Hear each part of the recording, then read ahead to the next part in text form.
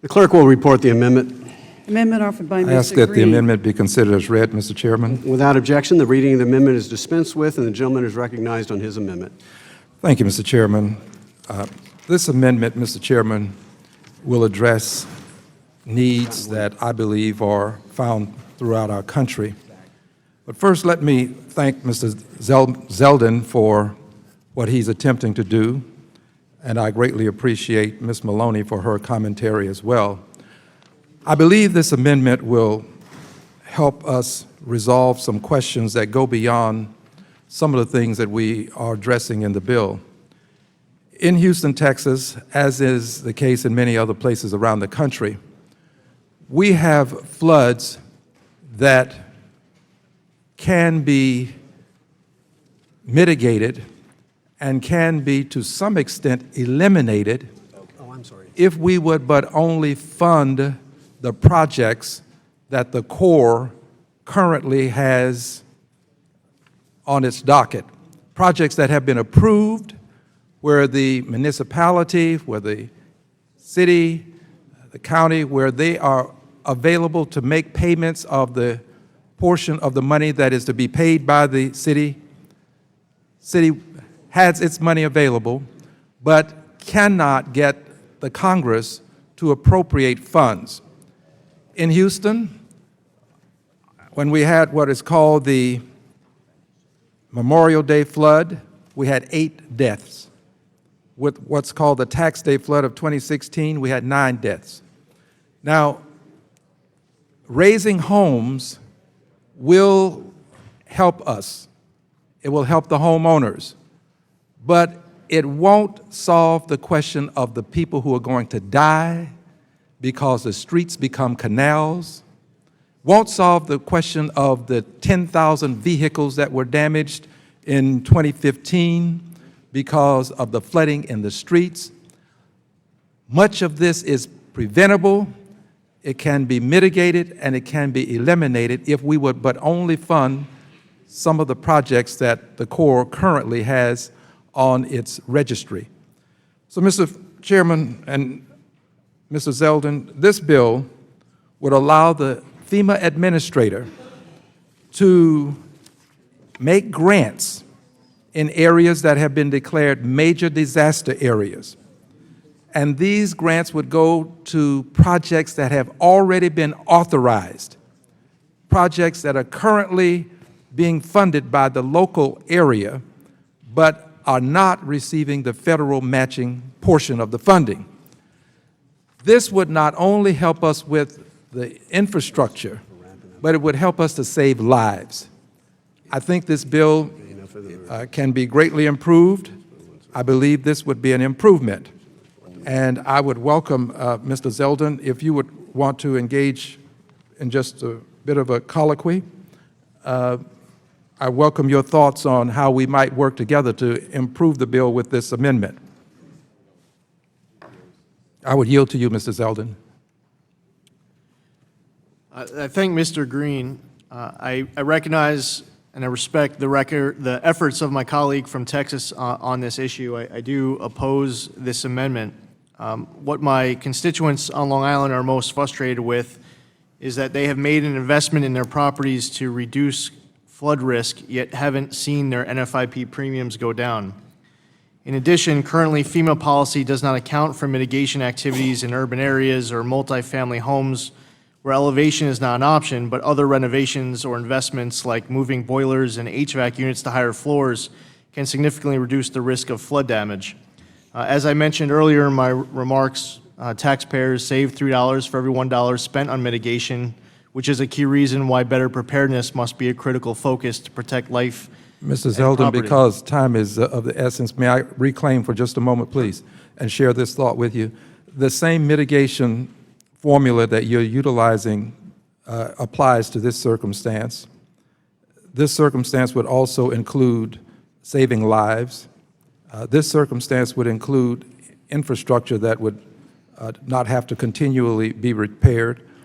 I think that if we broaden this and we include the projects that are available to be finished, to be completed, I think, Mr. Zeldin, this will improve the bill, and it does not require any funding. It simply says that the grants may be made when there are major disaster areas, but when the major disasters have been declared, but the funding would still have to come from Congress. Thank you. I yield back. Time of the gentleman has expired. Who seeks recognition? For what purpose does the gentleman from Wisconsin seek recognition? Move to strike the last word. The gentleman is recognized for 5 minutes. I first want to thank my good friend from Texas, who we worked very closely together on oversight together, for his amendment. I do oppose the amendment, and I'll tell you the gentleman in a moment why. But also, I think we get to his concern in this bill, and I'll tell him why for that reason too. But the amendment provides a blank check to the NFIP to reimburse communities for the excess cost of non-federal community mitigation grant projects. And now, mitigation efforts are a critical tool for reducing flood risk for properties and communities. However, the FEMA Administrator should not be given unbridled authority to provide excess or undetermined amounts of funding for non-federal projects. And this language would also violate a House protocol as well. Would you yield for 10 seconds? Not quite yet.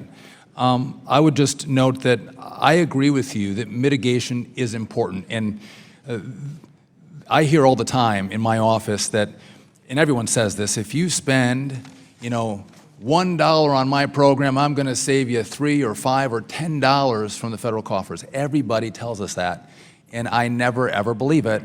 But I do believe money spent in mitigation in this program, helping people harden their homes, is money well spent and will save money in the long run. And so this is a provision that Ms. Velasquez worked on. We are in the increased cost of compliance area, the ICC money. Currently, you can access $30,000 of money to upgrade your home after a disaster. Her language bumps that money from $30,000 to $60,000 and allows homeowners to access those dollars pre-disaster. So again, we're helping with the risk to individual property owners' homes by allowing them to access the $60,000 provision of ICC. Not only that, you're going to see an amendment that I'll offer to my bill, and I've worked closely with the chairman on this. There is going to be an additional $1 billion over the life of this program to help with mitigation for homeowners across America that are in the riskiest spaces. So to my good friend, I hear your call, and I've worked with many of my friends across the aisle trying to address these concerns. And so I think that just the blank check mentality isn't a viable pathway forward, but ICC and mitigation money are going to accomplish very close to the same goals that I think you want to reach, and we're going to be doing it in a bipartisan way, like we have with Ms. Velasquez. And I would yield to the gentleman for 10 seconds. Thank you. Or 15 if you would like. Thank you. This is not a blank check. These projects have already been approved by the Congress of the United States of America. The Corps of Engineers is currently working on projects. So this is not anything new. This would help around the country with the projects that will eliminate and mitigate. And I would also add this, that this would bring premiums down because we wouldn't have the floods that we get annually that create the problems that we have to address through FEMA. I think we really have a great opportunity to improve the bill. It doesn't cost anything except what we have already promised the taxpayers we would pay, what we've already said we would do. And I'll yield back. I appreciate the gentleman for yielding back. We have access to NFIP dollars. And if the gentleman's referring to larger projects, and as we've talked about, our good friend Whip Scalise, who is going through a very challenging time right now, there are other dollars that FEMA has for larger projects. That funding does go through transportation and infrastructure, T&I. And we've had a robust discussion of what is in the authority of this committee and what's in the authority of another committee. And if we had T&I cede jurisdiction to us and we want to have a further discussion on how we can do larger projects that cost a larger amount of money, I would be happy to engage in that conversation. But we're dealing with a very small sliver of the NFIP money, not all of FEMA money with larger projects that hits a different committee. With that, I would yield back to the chair. May I have those 3 seconds and just simply say that for edification purposes, we've done this before. But I know the ranking member is going to speak, and We've done it before. This is not new. Time of the gentleman has expired. For what purpose does the ranking member seek recognition? Move to strike the last. Gentlelady is recognized for 5 minutes. Thank you very much. I'd like to engage in a colloquy with Mr. Green, the maker of the amendment. Mr. Green, am I to understand that this is pre-disaster mitigation, which means that communities have already gotten involved in mitigation prior to a disaster, and it could be costly, and it's already been approved, and they may not have all of the money that they need, given they have been approved and they thought the government was going to participate, and then the government does not participate, and they're left trying to finish paying for the project. So is this about mitigation efforts that are already been approved and sometimes started? Absolutely, and I would add this, not only are they started, many of the communities are trying to find ways now to continue the projects and ask the federal government to honor its promise. These are projects where we've made a promise to the communities that we're not fulfilling. Mr. Green, are you referring to the very difficult, almost impossible task of getting the Army Corps of Engineers to approve a project, and once it's approved, you tell me the government may not be living up to its promise? Indeed, this is the case, Madam Ranking Member, and the city of Houston is one example, working with the county and the flood control district. They have tried any number of ways to get the government to honor the commitment that was made to the city, or to the area. And with little success, I must add, I think that this amendment would allow us to keep our promise that we have made to local communities that will save money, not only in terms of the homes that will be protected, but also the infrastructure, the streets, the cars, and the lives that are lost. And I put a lot of emphasis on lives that are lost. Mr. Green, you just said this amendment would basically allow the government to keep its commitment. Could you explain to us how it would allow or force or work out ways for the government to keep its commitment? Yes, Madam Ranking Member. Let me just explain quickly that FEMA, the Corps of Engineers will receive appropriations from Congress. They have many projects that have been authorized, but we don't appropriate enough money to cover those projects. So the Corps is put in the unenviable position of having to select projects to go forward with and to decide to the extent to which it will go forward with projects. So as a result, projects that have been placed on the Corps' docket are not receiving the attention that we have promised. But this amendment would allow the FEMA Administrator in areas that have been declared major disaster areas to accord grants to these areas in keeping with the promise that we've made by way of the Corps of Engineers. So it won't go beyond what we've already promised. The projects are already there. The projects are being worked on in many cases. They just haven't come to fruition because we haven't kept our promises.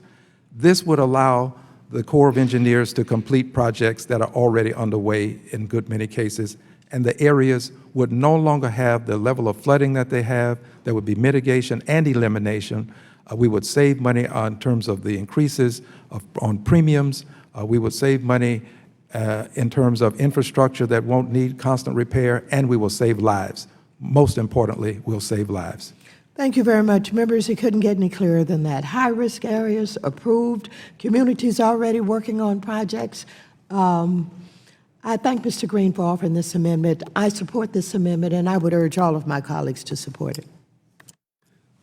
Gentlelady yields back. For what purpose does the gentleman from New York seek recognition? I move to strike the last word. Gentleman is recognized for 5 minutes.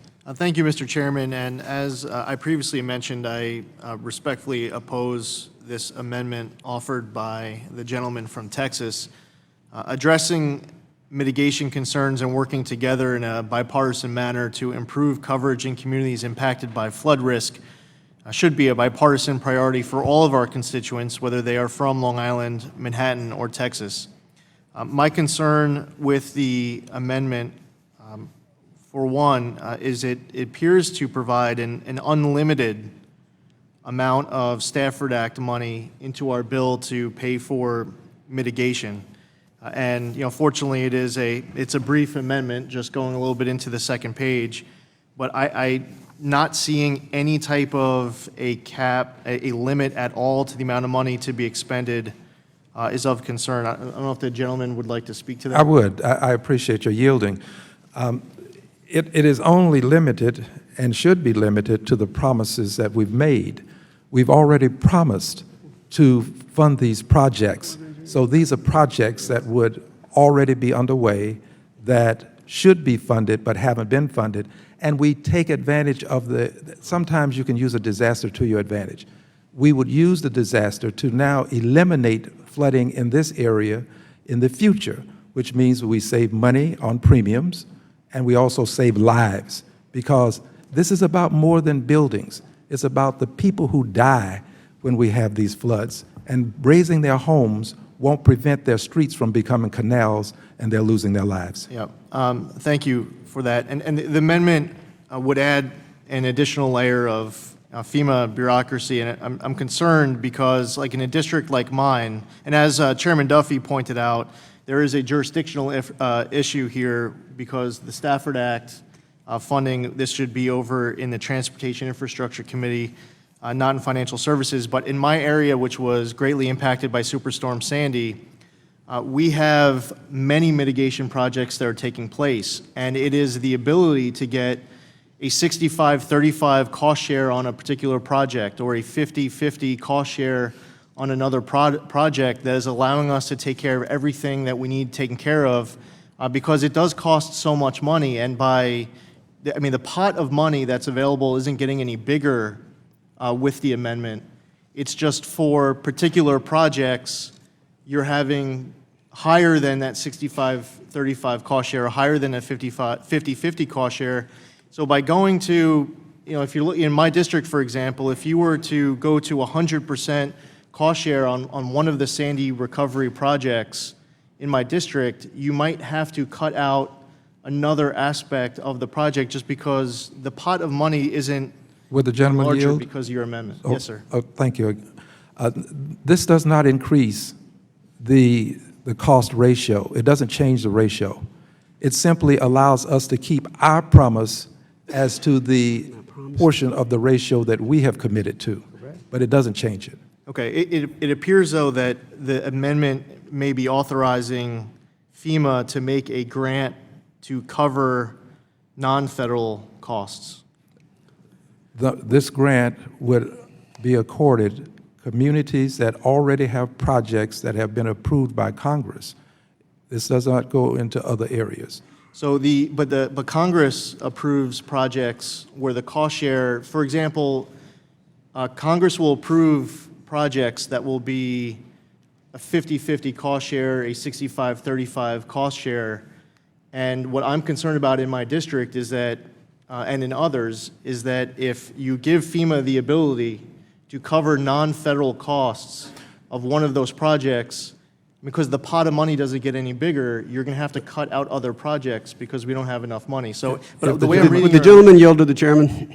I would. I thank the gentleman for yielding. I wanted to oppose my friend's amendment. I do believe he is conflating programs of the Corps of Engineers within FIP. I think his main debate is probably down the hallway. That's my first point. The second point is I would encourage no member to vote for any amendment that includes the phrase "such sums" as necessary. That has been pointed out before. It's a blank check as I stare right in front of me of the national debt clock, yet again spinning out of control. I do think that the subject matter of the gentleman's amendment is not unimportant: mitigation. I think there is good work done in the gentlelady from New York, Ms. Velasquez's bill, and Chairman Duffy's bill as well. As he has pointed out, $1 billion over 5 years for mitigation grants. That's important. Gentleman's time from New York has expired. Who's